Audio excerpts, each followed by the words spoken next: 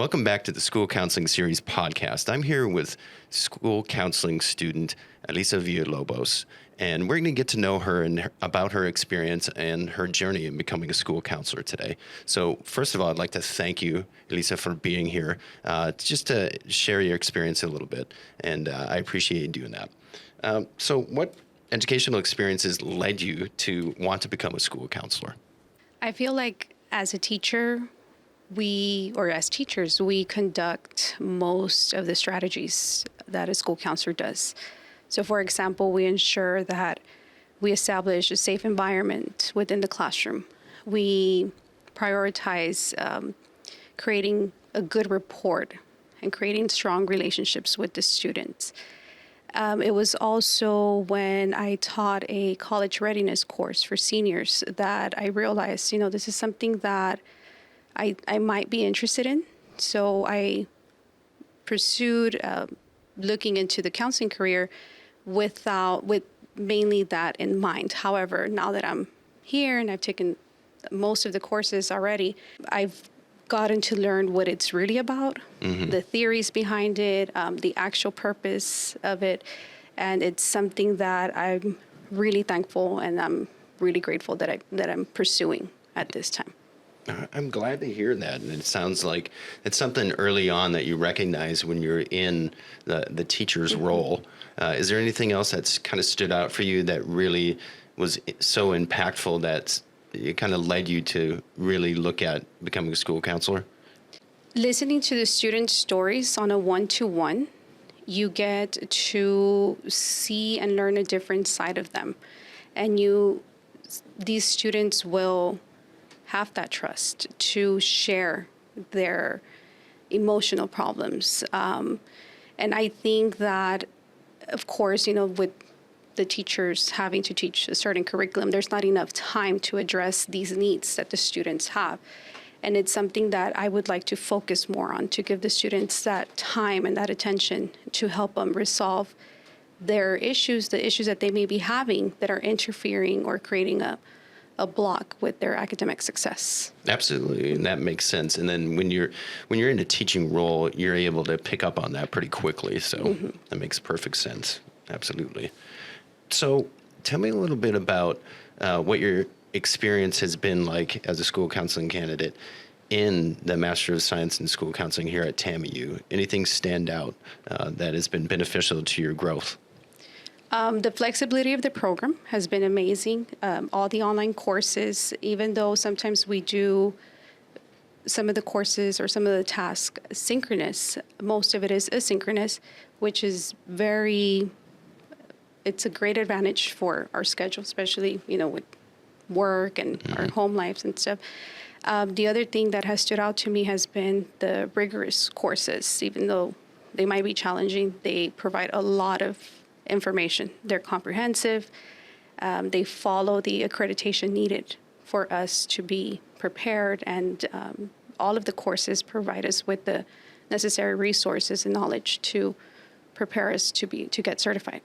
Excellent. So glad to hear that your experience sounds like it's been a positive one so far during your time in the duration of the program. Yes, very positive. A lot of the tasks that include, like I said, the synchronous courses or the tasks that we have to do, you really get to build the relationships with your peers, with your instructors, which is something that you probably wouldn't imagine from an online program.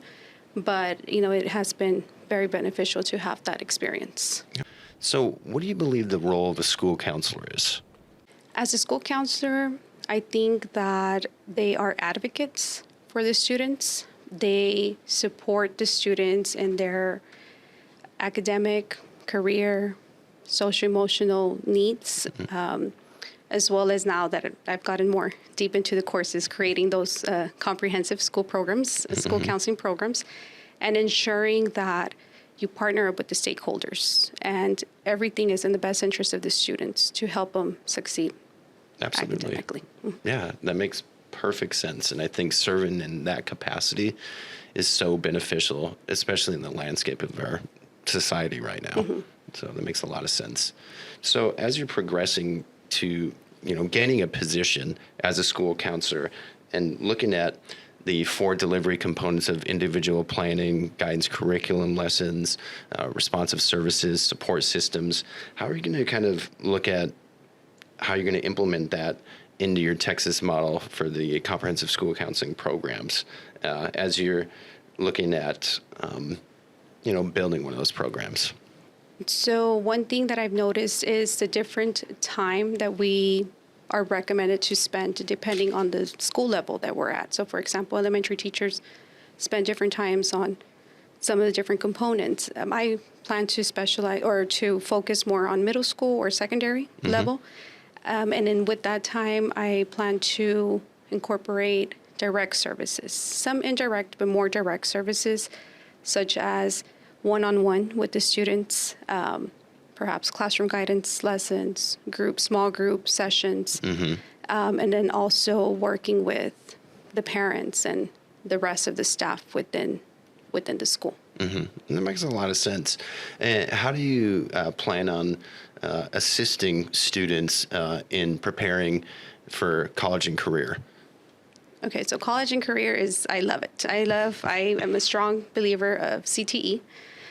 So I think that one of them would be to collaborate with CTE teachers, career technical education teachers, maybe help them, provide them with resources so that they can incorporate some of that career readiness into, which they already do, but kind of reinforce so that the students are getting prepared for their post-secondary, whether it's education, either they choose the college route or they go straight into a career of their choice. Some of these programs offer certifications, licenses that, they're ready to work right after high school graduation. Another way that I would promote it would be by conducting career fairs within the students, so that they are aware of the different types of pathways that there is there. For college readiness, helping them, supporting the students individually, if possible, with their college exam preparations, the TSIs tutorings, SATs, ACTs. And I've noticed that involving the parents, having that parent involvement is also beneficial because the parents help the students make the decisions for their future, whether it's, again, college or career, a career pathway that they choose. Excellent. Yeah, so college and career readiness is a big part of a school counselor's job, and it sounds like that's your wheelhouse. Yes, I love CTE, and I'm a product from CTE. Right. I got my cosmetology license from high school graduation, and thanks to that, it's helped me go through my bachelor's, and now, it's always been kind of like the foundation to continuing my education. So the students... Right now, a lot of the schools and the districts offer the dual credit classes to where, it gives the students the opportunity to graduate with their associates, or, for example, the career and technical education classes to graduate with the certificate or a license that can be beneficial for them. So making the parents aware, making the community aware, making the students aware that these are options that are available to them. I think that would be a good way to help promote the college and career readiness. Absolutely. And your background as a CTE teacher really lends itself to that because you're already well-versed in communicating that with the parents, with the students, and now you're going to have that knowledge going into being a school counselor. So that's going to work in your favor and your marketability to obtain a position. So I think that's fantastic that you have that experience because some school counseling students don't necessarily have that background, but that's going to really benefit you going into this process. So I'm glad to hear that you have that experience for sure. So how would you describe social emotional learning, and how do you think you plan on incorporating that into your comprehensive school counseling program? So SEL shows students how to better understand their emotions, how to manage their emotions, how to control them, and also how to be empathetic towards others. One way that I planned to incorporate the SEL lessons would be by conducting small group sessions, getting that deeper connection with the students, possibly classroom guidance lessons as well. SEL can be incorporated into the classroom, so providing the teachers with the necessary resources or providing them with the guide or an understanding so that they are able to, most of them are already incorporating and maybe they're not aware of it, so just making them, giving that knowledge to them so that they do it more intentional within the classroom. Absolutely. And providing that knowledge is key so they can learn how to get to a better place where they're able to function at an optimum level when they're interacting with others like their peers. And then, yeah, that makes a lot of sense. So how do you anticipate serving as a social emotional leader and mental health expert on a campus when you're working in a school counseling capacity? My priority is the students and their well-being. I think that if the students are healthy in their mental health, they will perform better. And providing them with that support, understanding their needs and finding out their needs is also necessary, because a lot of them are not open. They don't open as easily as other students. So, they may need that extra help, that extra attention that, again, can't be given to them in the classroom, because obviously it's not possible to attend to every single student. So I want to lead in the way that I am there, and the students know that I'm there. And I think it will have an effect on and an impact on the entire school and community. Yeah, and it seems like you'd be supporting teachers in the same vein, so to speak. At the same time. Yeah, that makes a lot of sense. And I think that's definitely something that is key to having a positive learning environment and being that supportive entity and working in that role as a school counselor. So what will it look like for you to kind of incorporate and integrate Castle's 5 core social and emotional competencies of like self-awareness, right? Self-management, social awareness, responsible decision-making, relationship skills into your school counseling program? I think SEL can be promoted throughout the entire school. One of the ways is by modeling us as adults, the adults in the school, the staff, modeling that positive relationship, making sure that we're modeling a positive reaction to problems and that we're problem solving in a positive way. That way the students get an idea of what we're supposed to, or what is expected of them for SEL purposes.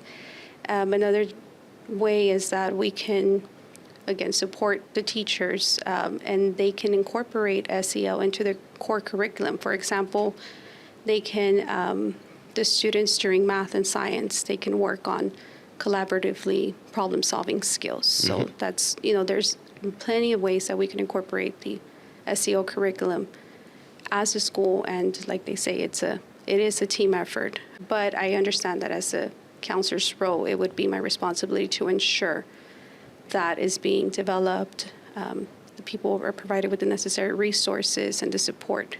Yeah, that makes perfect sense. And I think it's important to have that baseline going into the school setting and doing that. One more question. If you had to give any piece of advice for somebody that wants to get their Master's of Science in School Counseling, what would it be? I would advise them not to think about it twice, to start as soon as possible without putting too much thought into it. When you learn the benefits of the work, especially knowing that you are going to be able to help students with, sometimes it could be more severe problems, right? Mental health issues. I would not think about it twice. So I came in here, when I first joined, I came in here thinking or kind of having an idea of counseling being something a little bit different to what it's turned out to be. And it surprised me how, as a school counselor, we can reach a more diverse population. It's a rewarding job. It really is, and it's, as teachers, counselors, we're all working towards the same purpose of making sure our students are safe and they're successful. That makes perfect sense. Absolutely. Thank you once again for being here, Eliza. We really appreciate you coming on to our School Counseling Series podcast. If you all enjoyed this podcast, feel free to like it, subscribe to it, and we'll have a link at the bottom of the page that can give you additional resources for the school counseling program here at Texas A&M International University. Produced by Podcast Architects.